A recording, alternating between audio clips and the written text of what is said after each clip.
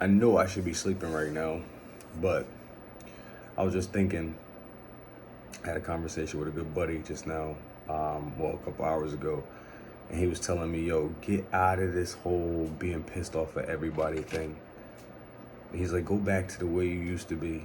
And it's so hard to kick the habit, man. When somebody does you wrong, when the trauma hits, and you notice it, and it's somebody that you like adored, loved, cared for, and you'll never do anything foul to them, but they go out their way to do it to you. That's the most hurtful feeling ever. And like, I need to let it go because I want to do something irrational, but if I did that something irrational, I would never really want to like have done that to that person.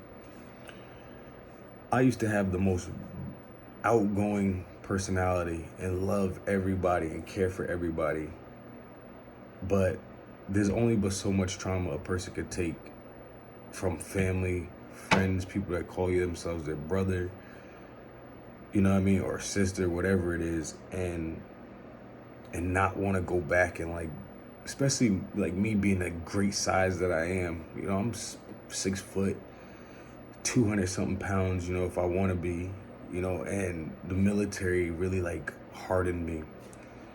You know, I went to boot camp with such a jolly attitude. You know what I mean?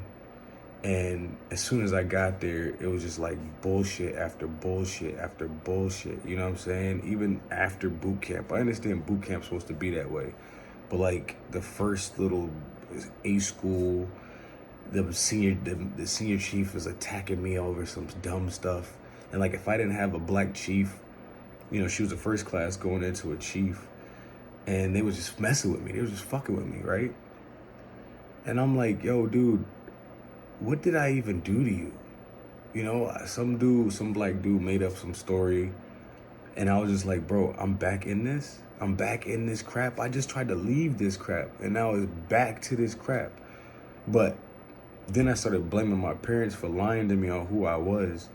So I'm literally walking around the world as this big, elite athlete, you know, power lifter, bodybuilder, athlete. You know what I mean? I should be in the league somewhere, but they got me up in boot camp in the military, trying to join the Navy. Didn't try to protect me, didn't try to save me from nothing, and that just hurt my heart so bad because I realized it at like 36. No, really 33. Once I started like smoking, and let's be honest, I had shrooms for the first time. And I thought about it, and I compared myself to everybody I ever seen and how I was looked at when I was all over Asia, when I was in Australia, I was just like, I'm way bigger than everybody. The average human being is so small compared to me, arm wise, you know, everything. And the only thing that kept me back was me not being able to learn and explore and do more. Like my parents didn't allow me to do anything. You know what I'm saying? They wanted me to keep me dumb and keep me down so that they could feel better about themselves. At least that's how I felt. Nah, it's the truth. And to find out that you were lied to all your life to keep them feeling good about themselves, and then to find out that they leached your knowledge that you had to go scrap and fight for every day, and then give it to their other son, and then find out it's all a colorism thing. It's, you know, what they did in the South, like the first child, you know, goes to work while the other ones go explore and have fun and do things. They tried to force me into something when I knew that I had this talent, and it pissed me off.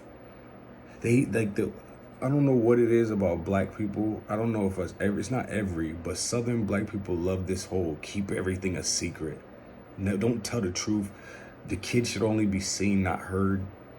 To hear that every day and know that I'm way smarter than my own parents is just ridiculous. It hurt my heart to realize that no matter what school I went to, no matter what kind of grades I got, if I would have got accepted to Harvard, if I would have got accepted to Stanford, they would have never let me go because it was too far for them. I would have learned too much and then became greater than them. They always tried to hold me close on a leash. Like, I was always worried about what they would think. So like, when I was going through, issues with kids at school, I would try to go to my mother or my father about something. First of all, my mother would just shoo me away. She was, I got time for it. I got time for it. Because she was talking to her family. Her family was more important than her own child.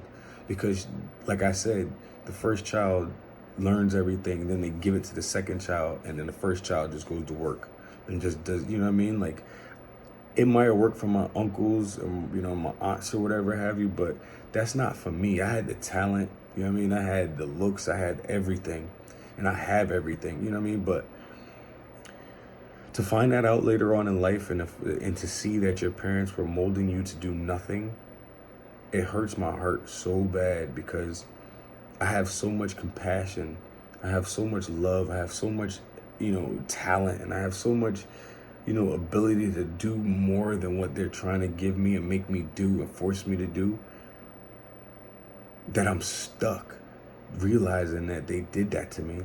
And it hurts me because the trauma's keeping me at that age that that I last was being my best me.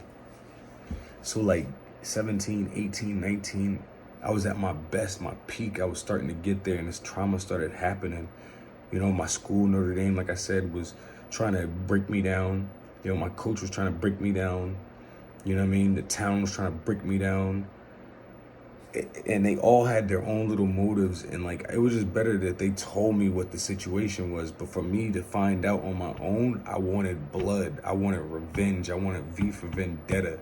You know what I mean? Later on, especially then after the military, like, you taught me all these ways of protecting myself and protecting the nation, and I see them as ungrateful, the people that I dealt with. And then like coming home and having my brother talk crazy to me, that hurt my heart even more.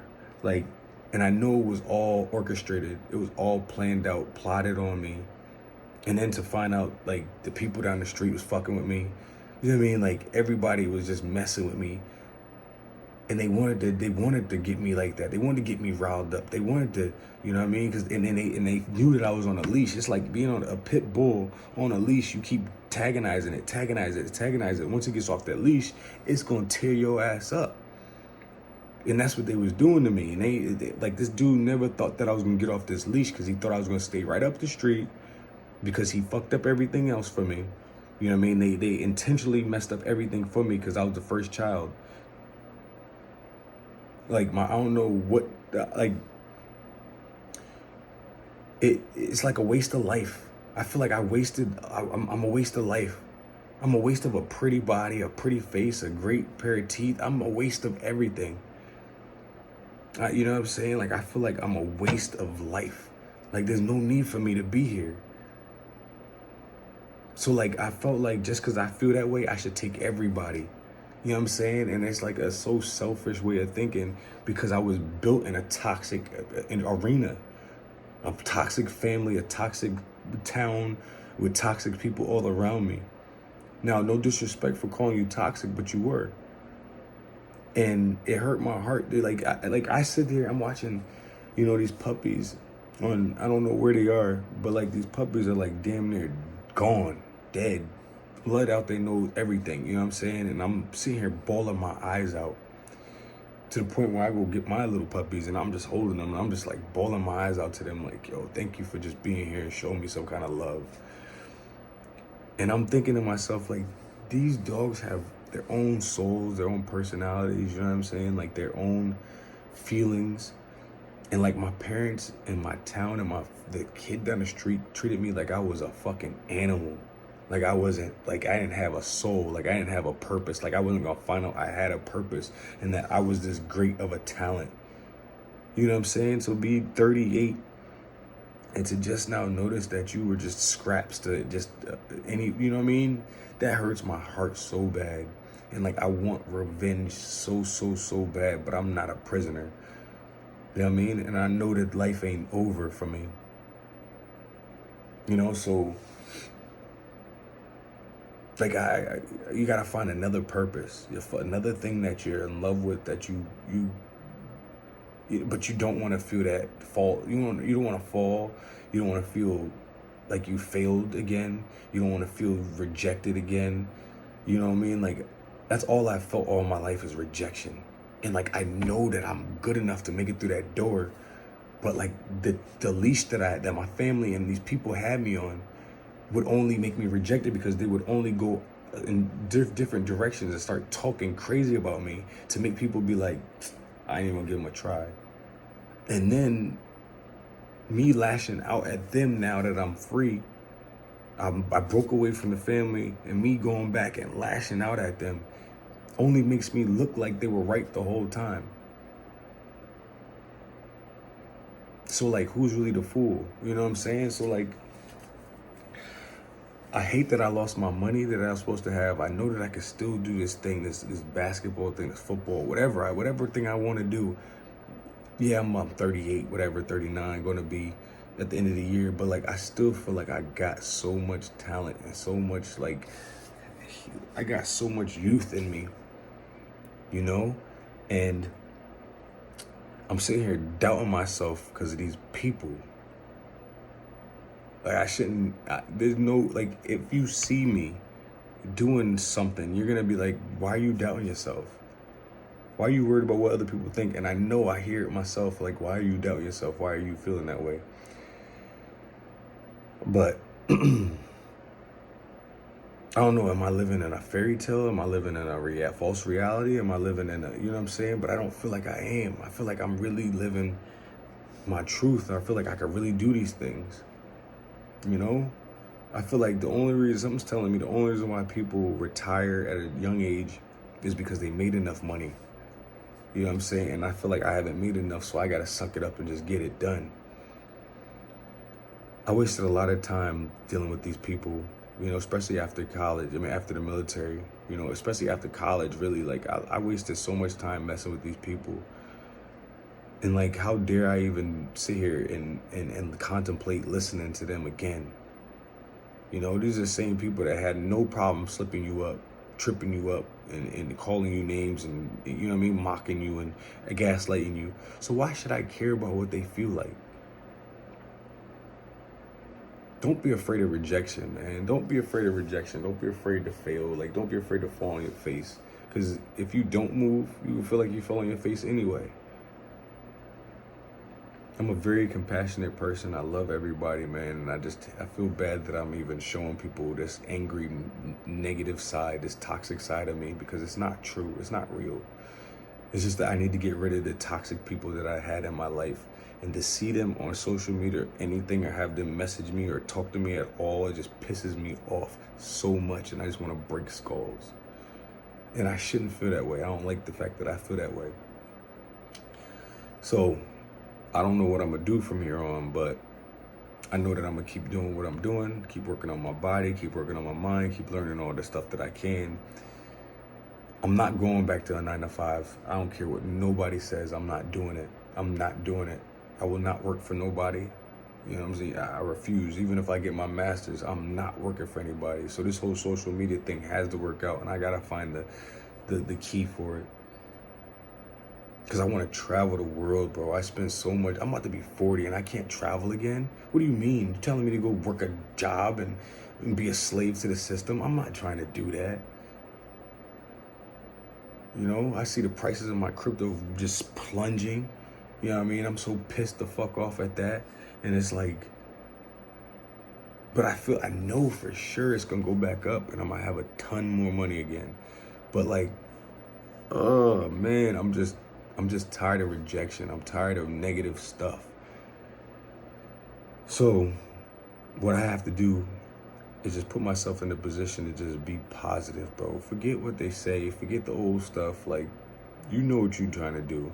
And as long as you stay positive, the only reason why I feel like I was even positive before was because I knew I had always had basketball to rely on. And the reason why I feel this way is because they took it from me, because they knew that I didn't care about money. I didn't care about how people felt, because I still had this game. So I was being arrogant. And they looked at it as arrogant. That's what the hood sees it as. They see it as arrogant, like, oh, if I had the opportunity, I would just take it. You know what I'm saying? But My mother was making plans to ruin me in so many ways, like through the car accident that was not real. You know what I mean? Like my cousin was there, so I know that it was planned. You know what I'm saying? Like me going to Notre Dame was all planned. That was her just trying to manipulate and mess me up, trip me up from what I was trying to do. And there's a reason why she don't talk to me now, because she knows that she did that. I will never stop laying in on her. And that's what happens when you don't have you don't have support system. Me, I'm what you have when you don't have a support system.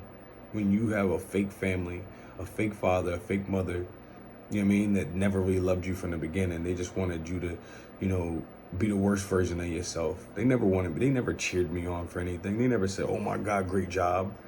My father would whisper in the car, "Oh, I like the way you made those free throws in the clutch position." Like, you know what I mean? Like, it was never, "Man, Marcus, you can still do this. You could do this. You could do that." You know what I mean? Like, he talked to me one time about basketball, and I said I hated it, just because he never gave me any kind of boost to make me feel good about it. And I had already broke my foot. My mother plotted on putting a screw in my foot, and that shit been hurting forever. My body was just aching. I worked my way through all of this pain, all of this non-love, all of this loss, and then I get my own place in Texas again, and I'm just beating myself up again. I don't know, man. I'm just tired, man. I'm just really tired, if that makes any sense. I'm so tired. I wonder if this is how somebody feels when they know that life is almost over for them. I'm tired like that. I'm depleted. I'm tired of fighting. I'm tired of, trying. I'm tired of not winning. I'm just tired. I wish I could explain it to you. At this age, I thought for sure I would have a beautiful, big old house. I would have, people from all professions talking to me, all types of athletes, all types of, friends and cars and money and just flying out my pocket. You know what I mean? Look at my bank account and another zero popped up, and I just know that that's supposed to be my life, and it was stolen. I was robbed of it by my family, and you know what I mean, the town that I'm from, and it hurts my heart so bad. And I want revenge so bad, bro, so bad, but I'm not willing to sit up in no prison. You know what I mean? Any kind of love, any kind of support would be a blessing to have. But I feel like if it comes from a darker skin, I would be pissed off at it. For instance, I love black women, but my mother really messed me up. Well, I just don't trust them. I don't trust the black soul at all.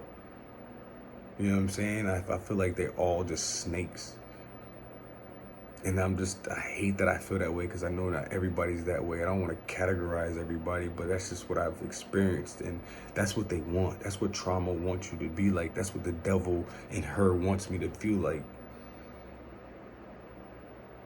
So I just want to apologize to myself for just allowing myself to trust these people, for not doing the research on who I was around, for being around them too long, not just taking advantage freshman year of being in college. Yeah, my foot hurt, but I should have just sucked it up. I was just waiting for somebody to come and just be like, "Yo, Mark, you could do this. Marcus, you could do this. Mark, come on, Mark, come on." And I never got it until I got out of college and I met, this person. And they were just kind of telling me, "Yo, you could do it, you could do it, you could do it." And then when I got myself back in shape for it, they dislocate my ankle again. So then I go off to the Navy, you know what I'm saying? I'm not down, but I'm down. I don't like my family, but I love them at the same time. You know what I'm saying? But that's the only thing I know. But they haven't been there for me. They haven't been there for me at all ever in life. And I'm not even mad at them like that. I'm just I expected it, And I'm just really mad at myself, honestly. So I get mad about everything somebody says to me that's a black face. You know, if anybody from home that says anything to me, I don't care if they like saying hi to me, I'm pissed. And now I realize that when I was checking up on people, when I was showing love, and I was just like, yo, I love the way you father, and I love the way you know, parent, and I love the way you doing this, they probably felt that same way. So, I don't know, man. I'm trying to get through this whole negative stuff because I'm too pretty, I'm too gorgeous of a motherfucker, I'm too handsome, I'm too in shape, I'm too everything, too smart, too intelligent to be stuck in this situation. I'm really not like this. I'm just, you know, it's just a afterthought, you know what I mean? A thought in my, you know, way back in the medulla that I'm pulling forward. And I'm so tired of being hitting that wall that keeps telling me, you got to keep thinking about this. You got to keep thinking about this. Because it's all in my sleep. It's every step. It's like in my workouts. It's like, damn, bro. And I study all this mindfulness and I study all this stuff to get past trauma. And I talk about it, I vent about it, and it's still there. And it's like, all right, do I have to put my hands on this person to make myself feel better? And I say it, and then I'm like, nah, because then there's repercussions for everything. You know, so I don't know, man. Do I continue blocking these people, or do I unblock them and just face it? Or do I, you know what I mean? Like, it's just a dilemma that I just am not, I just want to apologize to myself for have given myself this only option. No, not only option, but this option of just feeling like this towards people, because I shouldn't be in this situation. I shouldn't be, you know, I should have millions and millions of dollars, and people say, oh, it's cocky, it's arrogant, this and that, but like, it's true. It's true. That's what I should have been doing, and I fucked myself over. But I would have never fucked myself over if I didn't break my foot, which was forced, you know what I mean? Like, my coach made me do these jumps, these tips, you know what I mean? And jump the tip every day. I'm like, why are we practicing jumping the tip? And then come to find out my foot start hurting. Because if you think about it, like, I do my research, I know the body knows so much now that when your back is tight, your hamstrings are tight, that means you are jumping from your knees. And when you're jumping from your knees, that means you're jumping from your feet, the balls of your toes. So then your balls of your toes get tight, and then it can pop something, you know what I mean? And the trainer had to tell them that. And that's why he had me jumping the tip, because he was just trying to get rid of me off the team. And that's why I don't like this dude. That's why I was shooting at him, you know, and that's why I'm going to continue to shoot at him. I don't care. So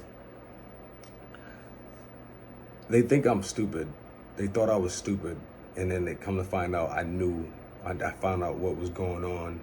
And now they're like, damn, I didn't think he was going to be smart enough. So now they want to, you know what I mean? And like, I'm really allowing myself to look crazy by, you know, continue to talk about it. But I don't give a shit. I'm going to talk about it, and I'm going to always bring it up, and I don't care. It's just like I don't care about me being 40, you know, going back to the game. And I'm going to do what I say I'm going to do. So, fuck what I'm thinking. I'm going to continue on this path. I don't mean no harm for nobody in the future. I just want to talk shit to the people in the past. That's all it is. Because I want to smush this shit in their fucking face, and I hate every single last one of them. You're not going to get me out of this. You're not going to get me out of it. This motivates me. This is going to tell me. And then the only thing is they're trying to gaslight me out of doing what they know I could do. And I'm not going to let you do that again. So, fuck what you're saying. I'm going to do this. And you're going to have to watch me. And you could be old and crippled or just a regular 40-year-old or whatever age, late age, and watch me, you know, become this young, old guy. Simple. So, I don't care about what I was just saying earlier. I don't care about that. I'm doing it. I'm doing what I want to do. But I don't want revenge. My revenge is going to be my success. And I'm going to get the best grades in this school. I'm going to go bust my ass on this court. I'm going to train mad hard. 99% of people ain't doing what I'm doing training-wise anyway. So why am I over here worried about what they saying? They don't do what I do. They was telling me I was crazy for going to the gym 20-something years ago. And guess what? They all trying to work out now. So just because your diabetes kicked up, or like you found somebody said they start going to the gym because you got sick. You know what I mean? I was right the whole time. In 10 years, 20 years, there's gonna be more 40-year-olds that are thinking like me that's gonna be picking themselves up from at 38 to go get ready to go play a sport just like I'm doing. I'm gonna make it hot. So I don't care what I just said. I'm doing it, and you can kiss my whole ass. Simple. I straight up like that. And just know that I'm playing a character right here for the people that in my past, for the future people in my future. I love you. Thank you for coming. Here I am. Yes, it sounds delusional right now. Everybody starts sounding delusional at some point, right? But then when it happens, they're like, oh shit, I didn't know this. And that's what separates the people that are Hall of Famers, pros, and then the average Joes. I'm not an average Joe, and I'm tired of trying to be fucking fit in your little stupid ass circle. So, kiss my dick. I'm doing what I gotta do. And yeah, that's it. I'm gonna get back to my normal self and have all the beautiful things that I was supposed to have. And I'm gonna make sure I wear all my Louis Vuitton, Prada, Gucci, whatever the hell it is. And I'm gonna make you guys be like, yo, he really did come back like he said he was gonna do. I'm gonna put more effort into what I'm doing. I'm gonna do more suicides. I'm gonna do more. I'm gonna make sure that I do it even better than what you can see from me. Because honestly, they told me that I couldn't do it. They played in that 35-year-old league. The guys were laughing at me my first 3 games or whatever have you. I remember this little Mexican dude, no disrespect, but this little Mexican dude, he was laughing at me the first game because we played his team, laughing at me.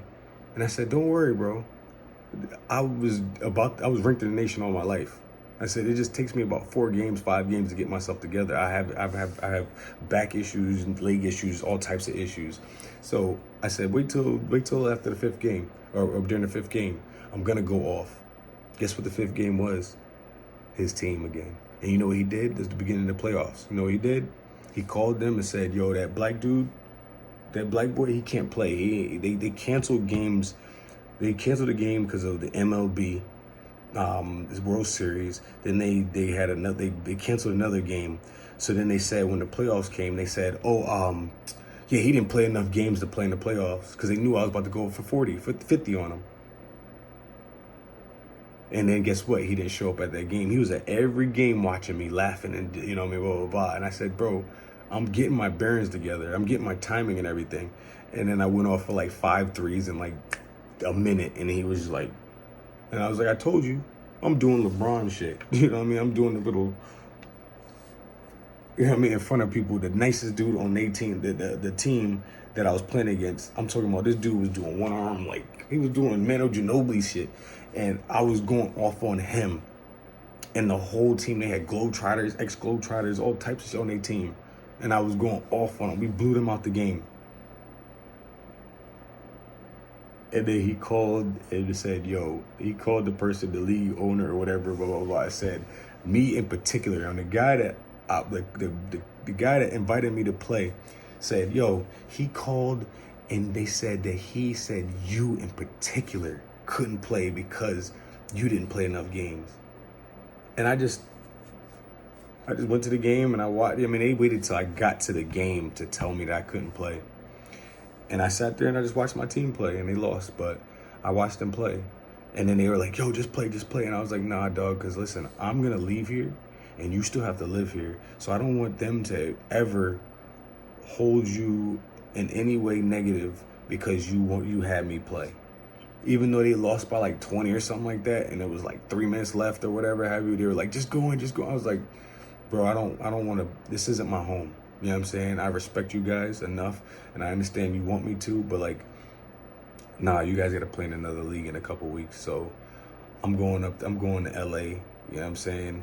And come to find out, live in my car. But like I said, I'm going to LA, and Something's telling me just let you guys live the way you are, man. I'm not gonna, I already know my presence does to people, to especially males. And he's like a short little 5'3" dude, you know what I mean? Like, and he's pretty good, I ain't gonna lie. But he was just sitting there laughing at me the whole time on the sideline, laughing. Because I went off on his little, he was like a 50-year-old dude that was talking crazy to me. He was killing me at the first game. This is my first game in like 18 years. I mean, in a while that I played. And he was like killing me, right? And I was kind of letting him because I was tired, and I mean, like, and then he just was every game he was there watching, and you know what I mean. I was playing buddy with him, but I said, "Watch, here I go," and sure enough, I went off, and he called and said, so I've been stuck in so many ways all my life, man.